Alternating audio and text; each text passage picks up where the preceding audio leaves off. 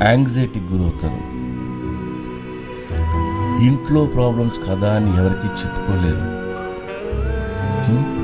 మీలో మీరే మదన పడుతూ బతుకుతారు. గుర్తుపెట్టుకోండి, మన ఇంట్లో వాళ్ళు అమాయకంగా కనిపించే క్రిమినల్స్. ఎవరి స్వార్థం వాళ్ళదే. వాళ్ళతో చాలా జాగ్రత్తగా ఉండండి. వాళ్ళ స్వార్థం కోసం ఏవో అడుగుతుంటారు. వింటే మీకు సరదా తీరిపోద్ది. ఎవరైనా ఎమోషనల్ బ్లాక్మెయిల్ చేస్తే, అది అమ్మ అయినా నాన్న అయినా సరే, వాళ్ళని పక్కన పెట్టండి. మిగతా అవన్నీ వినండి, కానీ మీరు ఇబ్బంది పడే ఏ పని వాళ్ళ కోసం చేయొద్దు. వాళ్ళు డ్రామా చేస్తే మీరు అంతకంటే ఎక్కువ డ్రామా చేయండి. ఇల్లు వదిలి కనిపించకుండా